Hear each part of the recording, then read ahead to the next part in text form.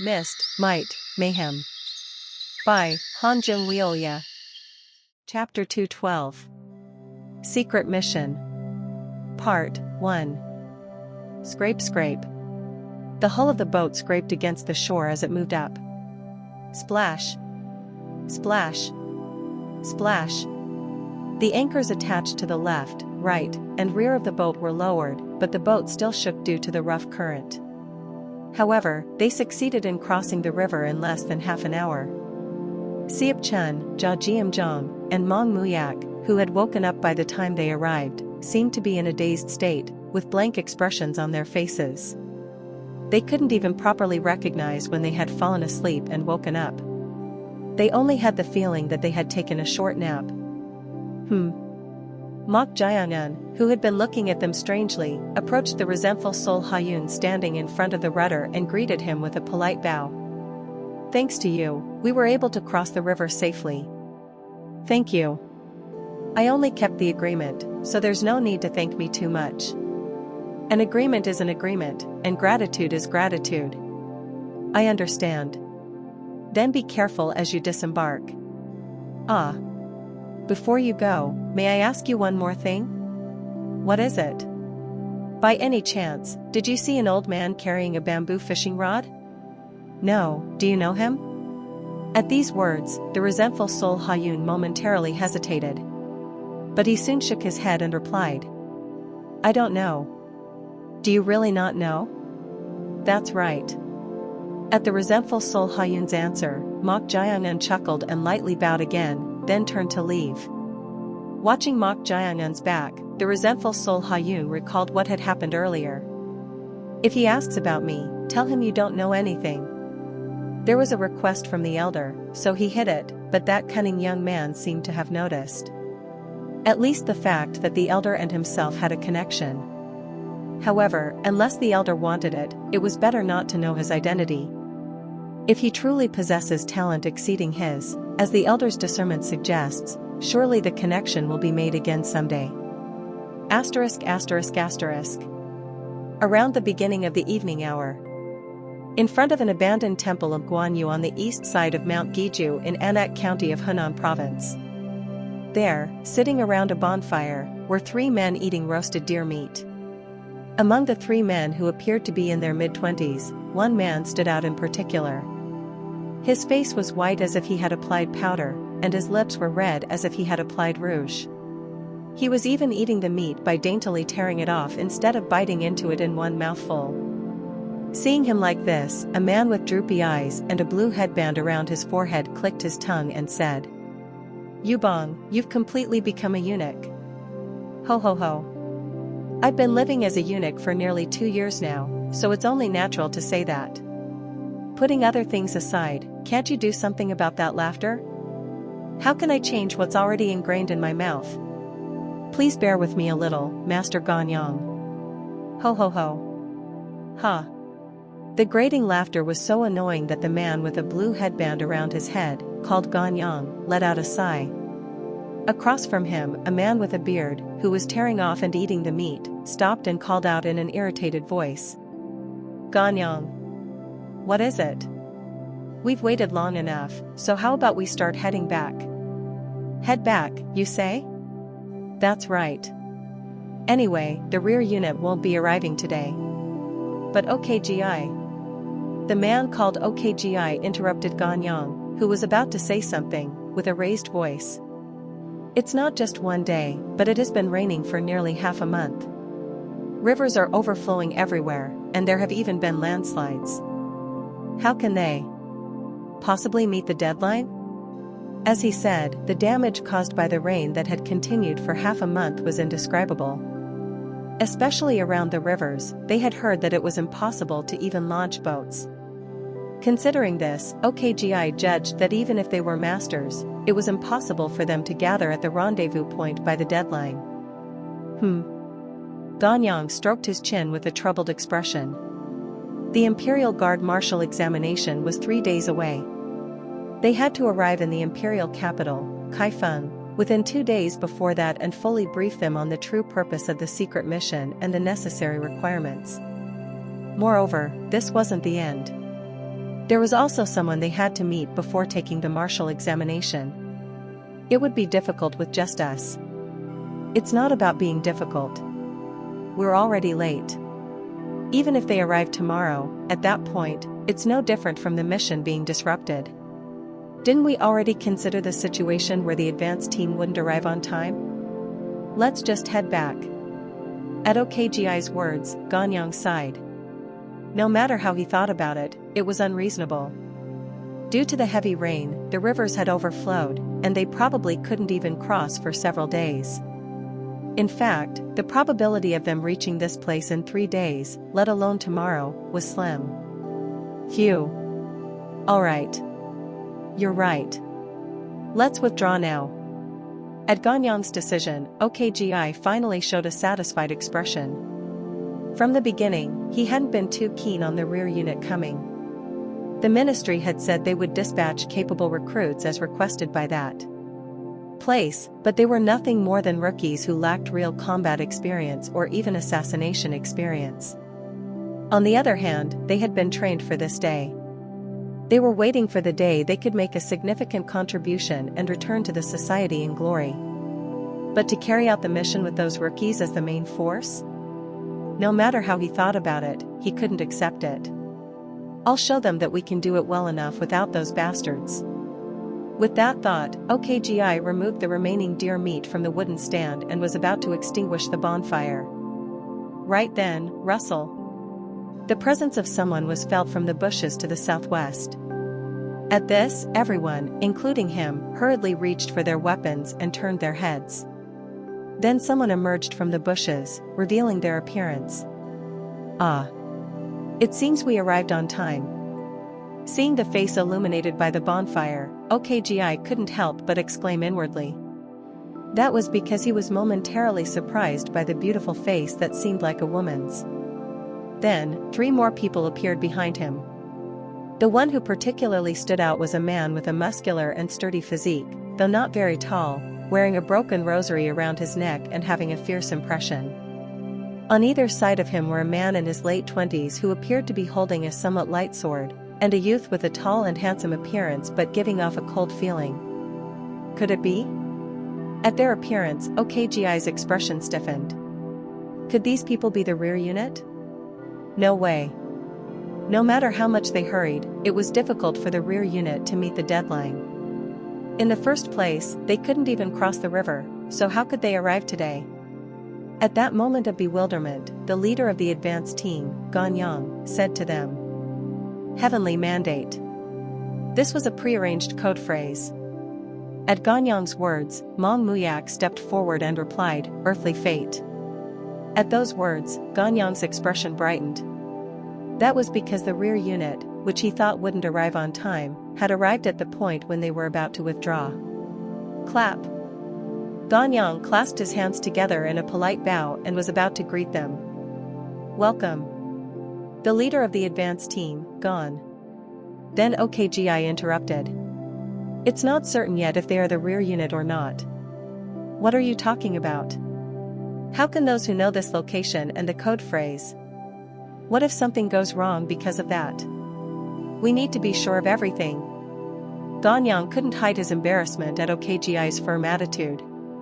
He had been filled with dissatisfaction ever since receiving the notification from the society about the rear unit. "Listen, OKGI. The society informed us of 3 people. But they are 4. Moreover, they even met the deadline that was impossible to meet. Doesn't this seem strange at all?" "He has a point." At those words, a hint of wariness appeared on Ganyang's expression. It was indeed strange to dismiss it as just dissatisfaction with the rear unit. Shing. Then OKGI drew his sword, aimed it at the rear unit, and said, "We were told by the society that the rear unit consists of 3 people. What is your identity?" Mong Muyak, who became upset by his attitude of interrogating while even pointing a sword at them, stepped forward. "Who are you suspecting now? If you've done something suspicious, you should explain it. Are you arguing about it now?" In a normal situation, even if the other party acted sharply, he would have first clarified the circumstances. However, like all members of the rear unit, Mong Muyak was currently in a very sensitive state. In order to meet the deadline, they had arrived here after enduring heavy rain for nearly 10 days without even getting proper rest. But being confronted with such a tone, he couldn't help but feel irritated. Argue? Who? Ah. Please calm down. Mok Jaeongnan stopped him. But my lord. My lord? At the word my lord, OKGI and the entire advance team frowned. Of course, without minding this, Mok Jaeongnan said. The three of us came as the rear unit, and this person is my servant. What? Servant? At Mok Jaeongnan's words, the exiled monk Jia Jiamjong made a dumbfounded expression. He had intended to watch and see how to handle the situation if a problem arose, but he never thought he would be introduced in such a way. OKGI, who couldn't hide his displeasure, looked at Jia Jiamjong and snorted. You brought a servant on a secret mission? Do you expect us to believe that now? He's not someone I brought from the society, but a servant I acquired along the way. At Mok Jaeongnan's nonchalant reply, OKGI's expression hardened fiercely. He had asked for an explanation, but Mok Jaeongnan was only spouting nonsense. Even Ganyang, the leader of the advance team, found this unacceptable and half drew the sword at his waist. Does this situation seem like a joke to you? Do you think we'll just let it slide if you say you brought an unknown servant on an important secret mission given by the society? Is it because of this person's identity? No, that's not the point. Have you heard of Jia Jiamjong, by any chance? Whether it's Jia Jiamjong or whoever. What? Ganyang's expression, which had been about to raise his voice thinking the conversation wasn't going anywhere, suddenly stiffened. For a moment, he doubted his ears. The Jia Jiamjong he knew was an exiled monk of Shaolin and was more notorious as one of the three madmen in the martial arts world than by his nickname, the demon-subduing fist master. Impossible. There was no way. How could the crazy exiled monk that even Shaolin had expelled become this person's servant? No matter how he thought about it, it didn't make sense. However, Ganyang's gaze turned towards Jia Jiamjong. From the moment he first saw him, he thought he had seen that appearance somewhere before. The broken rosary, sturdy physique, and fierce impression were all exactly as he had heard in the rumors. Although the situation didn't make sense, the thought that it might be true left Ganyang at a loss for words. But OKGI was different. Huh? Do you think we'll believe such nonsense? Even if Shaolin expelled him, do you think the Jia Jiamjong, notorious as one of the three madmen, would become a servant to a greenhorn who hasn't even reached his prime? If you have common sense, such words. Grab. Irk. Before he could even finish speaking, someone grabbed OKGI's neck like lightning and lifted him up. It was none other than the exiled monk Jia Jiamjong. This bastard. OKGI, who thought he had let his guard down for a moment, tried to use the sword he was holding to slash Jia Jiamjong's arm. But before he could do that, Jia Jiamjong twisted his wrist. Crack. Cook. Clang. As a result, he dropped the sword. Regardless, Jia Jiamjong, with veins bulging on his forehead, panted and said, "Whether someone becomes a servant or a slave, who the hell are you to run your mouth? Should I break your neck right here and send you to Buddha's side?" Irk. OKGI's pupils shook as if an earthquake had hit. It's really Jia Jiamjong? OKGI's martial arts had reached the pinnacle of perfection. He prided himself on being ranked relatively high among his peers in the righteous faction. However, if someone possessed the strength to grab his neck with one hand, lift him up, and render him immobile, it had to be Jia Jiamjong. In the midst of this, Mok Jaeongnan said to Ganyang, the leader of the advance team, with a smile, "If the number of people has to be exact, why don't we reduce it by one person on this occasion?" Hearing those words, OKGI's face instantly turned pale. Chapter 213. Secret Mission. Part 2. If we need to match the exact number of people, why don't we just reduce it by one? Mok Jaeongnan spoke with a nonchalant smile, leaving not only OKGI but even Ganyang, the leader of the advanced team, unable to hide their bafflement. What the hell is up with this guy? Is he really the one sent by the society leader? How can he say such a thing so casually? Just then. Cuckoo. Hey, mister. So if I kill this kid and take his spot, will that work? The demon-subduing monk Jia Jiamzhong tightened his grip around OKGI's neck and sneered. Suffocating with his face turning beet red, OKGI flailed about, desperately trying to pry off Jia Jiamzhong's hand to no avail. The gap in their martial arts was too wide for him to budge an inch. Kook. OKGI's eyes were about to roll back. D-damn, I'm really going to die. Sensing that OKGI was on the verge of suffocating, Ganyang hastily tried to stop this. But before he could intervene, someone else stepped in. Adding one more person won't be an issue. So please stop. It was Yubong, one of the advanced team members. Irked by Yubong's effeminate tone and mannerisms despite his made-up face, Jia Jiamzhong raised an eyebrow. And who are you to say that, boy? Ho ho ho. I'm not exactly a boy. What? Are you saying you're some kind of wench then? I'm not a wench either. Anyway, now that I know you're a demon-subduing monk, I kindly ask that you release him. At Yubong's words, Jia Jiamzhong scoffed. That's not for you to decide. As he spoke, Jia Jiamzhong's gaze fell upon none other than Mok Jiangan. Seeing this, Yubong's eyes sparkled. He had been observing and assessing the situation from the start. As a result, Yubong found it strange but learned that the youngest member who had yet to even reach his 20s, Mok Jiangan, was the de facto leader of the rear team. That kid is the core of the rear team. He wasn't sure why they had chosen the member with the weakest martial arts as the leader, but if they were to submit here, they would continue to be pushed around. Thus, Pot. Yubong sprung into action, aiming to subdue Mok Jiangan. If he could just bring him under control, the entire rear team would have no choice but to follow their lead. Especially that crazy demon-subduing monk. Papa Pack. Instantly reaching right in front of Mok Jiangan, Yubong reached out to grab his neck. However, before his hand could even touch him. Where do you think you're going? Chwack. Siep Chun's wind demon blade was already slicing towards Yubong's wrist. Yubong quickly bent his elbow and infused hidden force into it, skillfully deflecting the blade.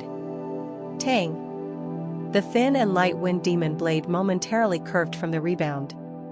Pararar! The blade trembled wildly.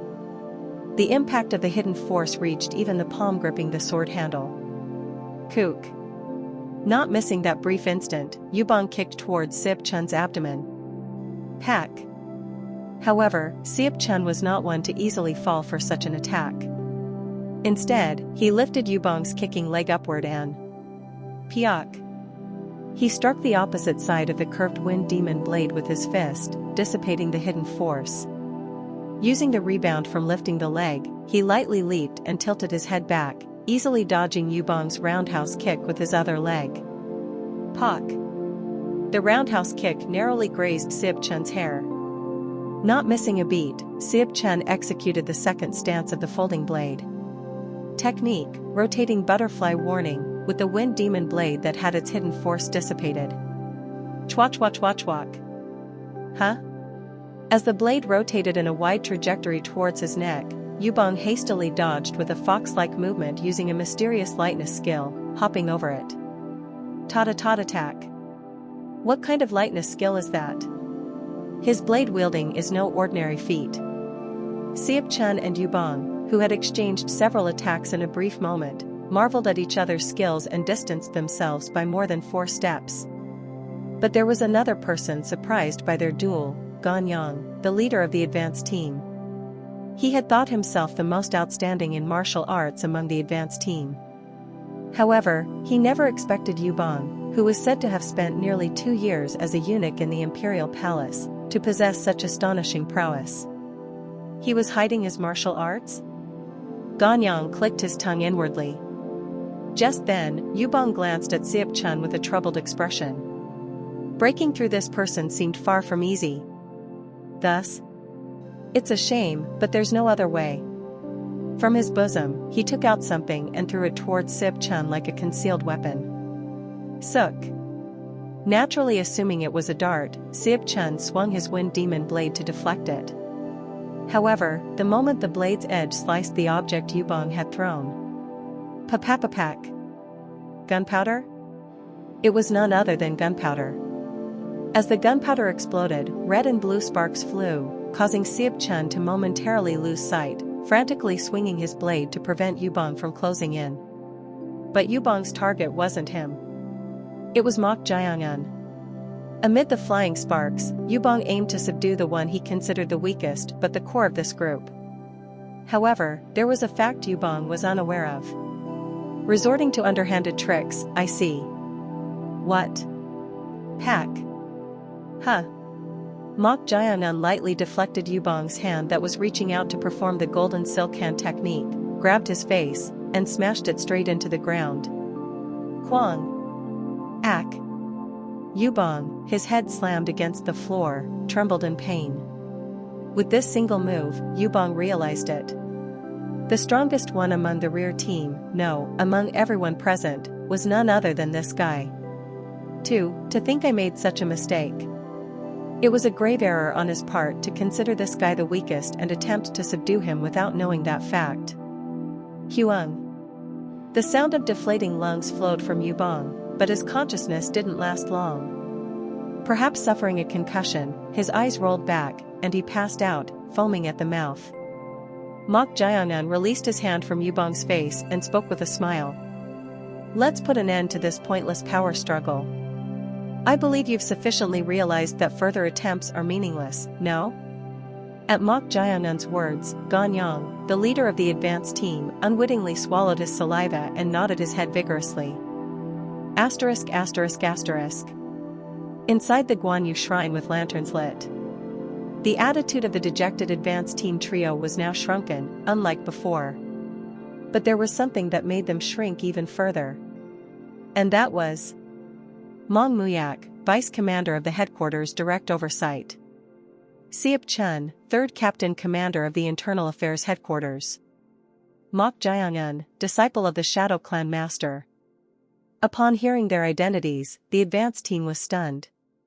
Damn, these crazy.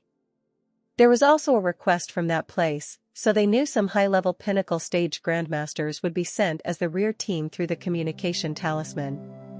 However, they thought expendable pawns would be sent for this mission, considering its low success rate and potential dangers. But learning the identities of these individuals, the advanced team couldn't hide their astonishment. Wasn't the vice commander of the headquarters direct oversight the son of the vice leader? Moreover, a captain commander of the headquarters? That's the society leader's personal guards. Huh. These people couldn't be treated recklessly based on their status alone. Furthermore, these two belonged to the 5 Tigers, considered the best among the Heaven and Earth Society's young pinnacle stage masters. On the other hand, the only one they learned about for the first time was Mok Jiangun. The Shadow Clan Master took on a disciple? A disciple of the Shadow Clan Master meant he was a direct successor of the executive. They had been dispatched for missions outside for as long as 2 years or at least nearly a year. As such, they weren't well informed about internal affairs during that time. Hearing that Mok Jiangun was the Shadow Clan Master's disciple, they couldn't help but be surprised. If he's a recently accepted disciple, why is he so powerful? Especially Yubong, who had been subdued by Mok Jiangun in a single move, felt that way even more. With this level of martial arts, it would be hard to believe even if he had learned under an executive at the 5 Kings level, let alone a sect leader level executive. Moreover, everyone from the vice leader's son to the headquarters captain commander addresses him as their lord. Just what is his true identity? Could it be that being the Shadow Clan Master's disciple is merely a front, and he's actually the society leader's disciple? The mystery deepened further. In any case, thanks to the rear team revealing their identities, the advanced team could also discern 2 facts. The first was that this rear team included the successors of the 2 departments in charge of information and spies within the society. That likely meant they would utilize the spies embedded within the Imperial Palace. The second was we absolutely must not fail. Dispatching such individuals, who have a high chance of becoming major figures in the future, on a secret mission meant that failure was not an option, it had to be accomplished no matter what. Realizing this, Mok Jiangun asked them, "Well then, can you tell us what our mission is now?" Ganyang, the leader of the advance team, answered while kneeling. "Allow me to explain the mission. But before that, may I ask how much the rear team members are aware of?" To that, Siap Chun replied, "We know it involves infiltrating a certain location to abduct an imprisoned individual and bring them to the society. You were only told a rough outline. I presume it was to prevent information leaks until we reached the gathering point." "It seems so." "Then, I will inform you of the mission. First and foremost, our destination is the capital, Kaifeng." As expected. At his words, Siap Chun nodded. He had already guessed as much when the gathering point was Anak, Hanam Province, near Kaifeng. Of course, unlike Siap Chun, Mok Jiangun and Mong Muyak, who had already been briefed on the exact mission by the Shadow Clan master and vice leader, showed no particular reaction. On the other hand, Kaifeng? Don't tell me this mission involves recklessly entering the Imperial Palace? Jia Jiamzhong, the demon-subduing monk who had pledged loyalty to Mok Jiangun but knew nothing, asked jokingly. To this, Ganyang nodded in affirmation. "That's correct." "What? The Imperial Palace? So we're really going to infiltrate the palace?" "Yes. Our mission is to enter the Imperial Palace and abduct an individual imprisoned in the underground golden jade of the palace." At his words, Jia Jiamzhong made a dumbfounded expression. He was quite surprised to learn they were from the Heaven and Earth Society, but he never expected the mission to be so bold as to infiltrate the Imperial Palace. Jia Jiamzhong clicked his tongue and spoke. "They've completely lost their minds. Doing such a thing will brand us as traitors, no matter what they say about being untouchable."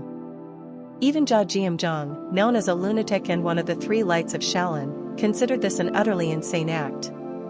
The Imperial Palace wasn't simply a place where the emperor resided and conducted state affairs. It was also a place where the power of an entire nation was concentrated. Attempting to abduct someone from there was beyond unthinkable, it was virtually impossible. Traitors? No, they must have a death wish. Ganyang responded to his reaction, finding it absurd. Of course, that would be the outcome if we fail. However, we have sufficiently planned the operation, considering numerous variables. Seriously? Never in my life did I expect to hear about robbing the Imperial Palace. Jia Jiamzhong clicked his tongue again, still seemingly unwilling. Regardless of his reaction, Mok Jiangun asked. "That's all well and good, but I assume we're not just barging into the palace. How are we going to enter, and what's the plan to abduct that person?" "The reason we hastily summoned you all to the gathering point is precisely because of the issue of entering the palace. In exactly 3 days, the guard trials will be held." "Guard trials?" "The guards, or Siwabu, 1, are the palace guards." "But what exactly are the guard trials?" Puzzled, Ganyang explained. The guard trials are essentially a promotion assessment conducted within the guards. A promotion assessment? What does that have to do with infiltrating the palace? It does. Because if you pass the guard trials and get promoted, you'll be elevated to the embroidered uniform guard. Ah. The embroidered uniform guards, too. Like other guards, they are also palace guards who protect the Imperial Palace. However, there is a crucial difference. The embroidered uniform guard serves as the emperor's personal bodyguards and a special agency. They even possess extra-legal powers as they act on behalf of the emperor to inspect the 6 ministries. And the embroidered uniform guard manages all the golden jade prisons within the Imperial Palace. So that's it. Now the picture was clear on how they planned to infiltrate the palace and abduct that person. Just then, Siap Chun nodded as if understanding but soon furrowed his brows. "Wait a minute. We're not even members of the guards, so how are we supposed to take the guard trials?" Yubong answered that question instead of Ganyang. Ho ho ho. You're perceptive. Of course, we have a plan for that. You have a plan? Yes, from now, we will head to Kaifeng and meet a certain esteemed individual. And we will request their assistance. Who is this person? Someone with enough authority to get us into the guards? Puzzled, Yubong smiled and replied. It's Her Highness, the Imperial Concubine Co. Chapter 214. Secret Mission. Part 3.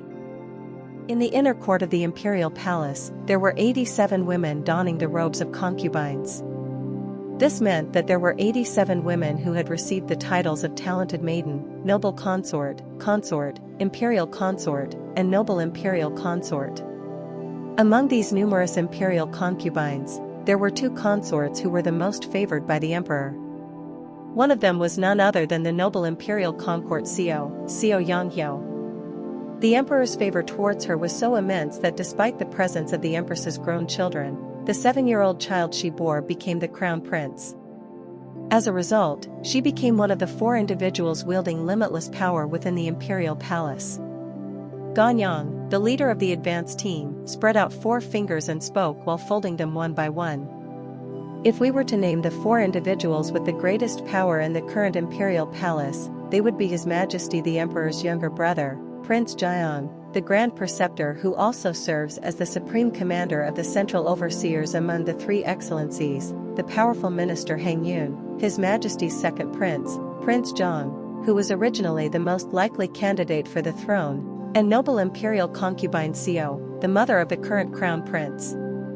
He slowly listed them out because Mok Jiangan had mentioned being completely unaware of the power dynamics within the Imperial Palace.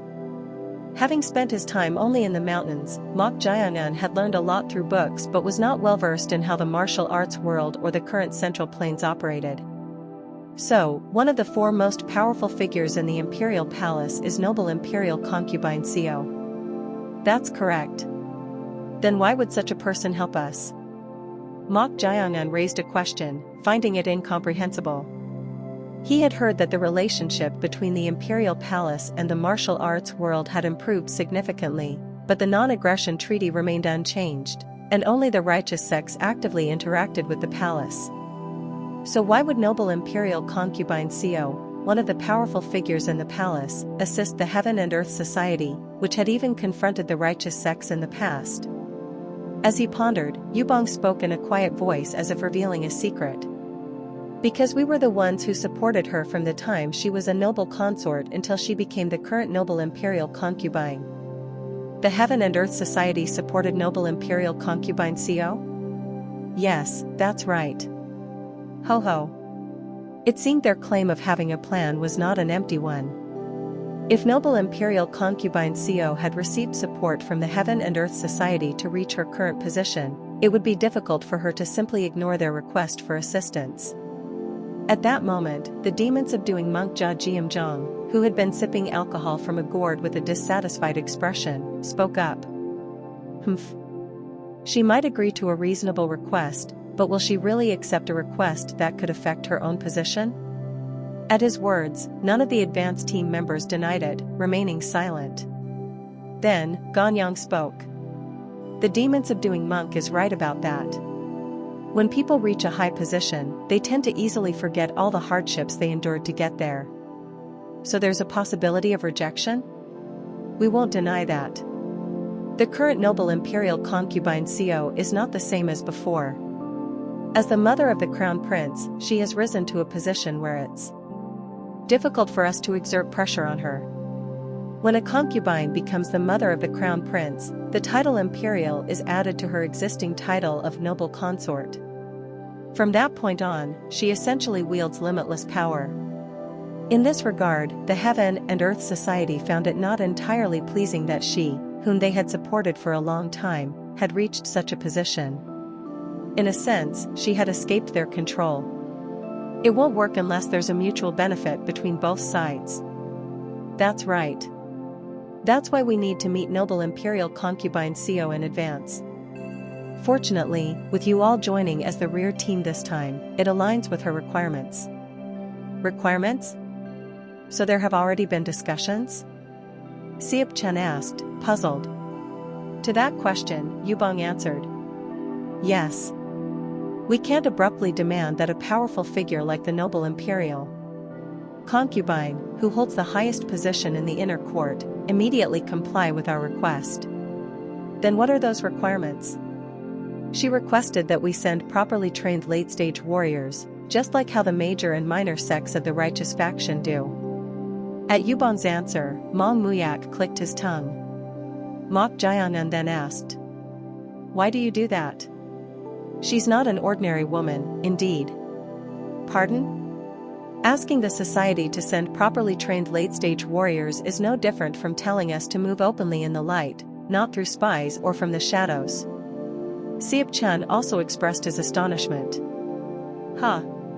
Even if she helps, she wants to prevent any situation that could harm her. It seems so. In the case of spies, their ties can be cut off if necessary. But if the society officially dispatches late-stage warriors, the situation becomes different. Not only is it difficult to sever ties if a problem arises, but it also leads to a situation where responsibility must be taken. What do you think? Chong Ryang asked Mok Jianan. To this, Mok Jianan chuckled and said. She's a clever woman. It seems so. If we move officially, naturally, the one making the request is the one who needs to be mindful. Moreover, they'll have to take responsibility if something goes wrong. She's making sure of that. That's not all. Not all? Yes. Her hunger has been satisfied. Her hunger has been satisfied? Yes. Ah, so that's what you meant. Chong Ryan understood what Mok Jianan meant by those words. A hungry person may say desperate things due to their hunger, but once that hunger is satisfied, the situation changes. They no longer want to make desperate pleas or have a leash around their neck. Considering this, it's not a matter of whether she will readily accept the request or not now that she has gained power. Mok Jianan spoke up. She may have been raised by this side, but she's no longer a pawn that can be controlled as desired. Ganyang agreed with those words. That's why we need to appease her to some extent while obtaining what we want. That's the key to this mission. At Ganyang's remark, Yubong added with a smile. But you don't need to worry too much. Noble Imperial Concubine Co, whom we have been observing, has not forgotten the help she received from the society. She simply wants to prevent anything that could negatively impact her and the Crown Prince, so if we can assure her of that, she will be of great assistance to us. Everyone nodded at these words. In any case, their purpose was not to do something to the Imperial Palace through Noble Imperial Concubine Co. They merely aimed to accomplish the mission assigned by the society. As everyone was coming to terms with this, Mok Jianan alternately glanced at Ganyang and Yubong from the advance team with a peculiar look in his eyes. However, he didn't say anything in particular. Having learned from the advance team how the secret mission would proceed, the rear team, who had not rested at all since arriving here, decided to take a break for about an hour. Exhausted, Siap Chen fell into a deep sleep, while Mong Muyak engaged in meditation. Jia Jiamzhong spent his time sipping alcohol from a gourd, using the roasted deer meat prepared by the advance team as a snack. In a quiet place slightly away from the Guanyu shrine, Chong Ryan, who had come out of the wooden puppet for the first time in a while, was showing something to Mok Jianan while wielding her long pipe. It was none other than a sword technique. Watching this, Mok Jianan exclaimed in admiration. Ah! The sword technique Chong Ryan was demonstrating was the moon sword style. However, the moon sword style had changed. It had become more refined and flawless compared to the original moon sword style she had taught him. Moreover, the sword technique had evolved into a set of movements that incorporated much more complex variations, capable of deceiving and pressuring the opponent. After showcasing the evolved moon sword style, Chong Ryan asked, "What do you think? The sword technique has become flawless. Is that all? The variations have also increased, making it an even more troublesome sword technique to face." At those words, Chong Ryan smiled and nodded. That's right. After observing that old man's sword technique on the ship, I realized what was lacking in the moon sword style. So, I took the opportunity to supplement it. Excellent. You memorized everything, right? Yes. Then forget the previous one. Yes, of course. With an improved sword art available, there was no need to remember the flawed one. Chang Ryong put the long pipe in her mouth and spoke while puffing out smoke. By the way, you also witnessed that old man's swordsmanship along with me. Haven't you realized anything? Realization? Yes. Did you not gain any insight after seeing that swordsmanship? The swordsmanship the old man displayed on the ship was truly shocking. As a result, Chang Ryong observed it and filled the gaps in the moon sword style, refining the sword techniques to evolve it closer to perfection. Now, she was confident that it could surpass his heaven sword style. If even she had gained such insights, it would be a lie if this fellow, Mok Jiangyan, claimed to have realized nothing after witnessing it. This guy's talent was at a level that even she couldn't fathom. She was curious about how that swordsmanship had approached him. At that moment, Mok Jiangyan drew his evil commandment sword. Strong. And with the sword, he assumed a stance she had never seen before. Puzzled, Chang Ryong asked, "What is that?" The stance Mok Jiangyan had assumed was neither the old man's nor her moon sword style. To her question, Mok Jiangyan replied, "Originally, the moon sword style required a total of 4 sword techniques for the first stance. But this time, 2 more techniques were added, harmonizing 6 techniques." At those words, Chang Ryong smiled and said, "Yes. I originally thought 4 techniques were the most suitable and the limit for a single stance, but that was just my fixed mindset. If more techniques are needed, they can be incorporated to diversify the variations of the stance and compensate for weaknesses." She considered 6 techniques to be the most ideal. The current moon sword style was the result of such refinement. Yes. Seeing that, I realized there was no need to be bound by fixed ideas. Chang Ryong's eyes sparkled at those words. "Don't tell me, you also refined the sword techniques like me?" "No. You know the moon sword style better, so there's no need for me to refine it." "Then what?" "I just pondered what would be the most efficient and ideal sword technique for me." "Wait, don't tell me? Is this guy saying he created his own sword technique?" Creating a sword technique was by no means a simple task. It wasn't merely about swinging the sword, but required the harmony of sword techniques to manifest stances, the sword intent to infuse the sword with qi, and the most suitable breathing path to maximize the power of the stances. All 3 elements had to be in place. Reaching a level where this was possible was referred to as attaining the realm of a sword saint. Even I spent years refining the moon sword style with that fellow after overcoming the bottleneck. But no matter how impressive the swordsmanship he witnessed was, it was beyond common sense for someone who hadn't even learned martial arts for long to create his own sword technique. However, Suk. Mok Jiangnan slowly began to move the evil commandment sword. As if drawing strokes with a brush, Mok Jiangnan executed sword techniques in a completely different trajectory from the moon sword style. Chwack. The first technique was simple. It was just a horizontal stroke, and the second technique was a vertical stroke. But as more techniques were added, the variations naturally became more prominent. The moon sword style consisted of a total of 24 techniques, and originally, 4 sword techniques were combined for each stance. But now, with a total of 30 techniques, 6 sword techniques were combined for each stance to further enhance the variations. Chwack. Chwa chwa chwack. The sword techniques displayed by Mok Jiangnan exceeded 10. Given the nature of the sword as a weapon, it was natural for thrusting and slashing to be harmonized. As a result, overlapping techniques were bound to appear. About half of the sword techniques shown by Mok Jiangnan resembled those of the moon sword style. However, at some point, the techniques began to differ. Chwa chwa chwack. Chwack. Chwack. The trajectory of the sword extended to completely unexpected angles. Witnessing this, Chang Ryong couldn't help but feel puzzled. She got the impression that each and every sword technique Mok Jiangyun demonstrated did not overlap in trajectory at all. There's no need to make them so different. It seemed that due to his lack of experience in this area, he was approaching the creation of sword techniques in an overly complicated manner. With such an approach, the stances would inevitably become difficult as well. The sword techniques needed to be combined to create stances, but excluding the initial 10 techniques, it looked daunting to figure out how to combine the remaining ones. Chwack. Phew. In the end, Mok Jiangyun had demonstrated a total of 24 sword techniques. Seeing this, Chang Ryong clicked her tongue and said, "There's no need to deliberately make the trajectories different.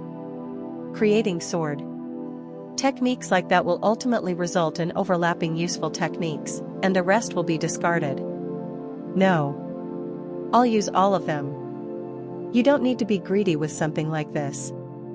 Mok Jiangyun, is that so?" Trying to make the trajectories completely non-overlapping is also being trapped in a fixed mindset. If you truly realized something, don't be bound by it. I'll keep that in mind. Are you ignoring my advice again? TSK. He's so stubborn. Chang Ryong thought there was no point in saying more. If he tried to combine the sword techniques he created like that, he would eventually realize that her words were right. At that moment, Mok Jiangyun assumed the initial stance again. Then, this will be the first stance. It was at that very instant. Quach. It was a sword technique that seamlessly integrated offense and defense without any gaps. After executing the stance, breath flowed from Mok Jiangyun's mouth. The hand gripping the sword trembled, as executing 24 techniques simultaneously had strained his muscles. Witnessing this, Chang Ryong was left speechless. When told not to be bound by fixed notions, he created a stance that defied common sense. This guy, he's really insane.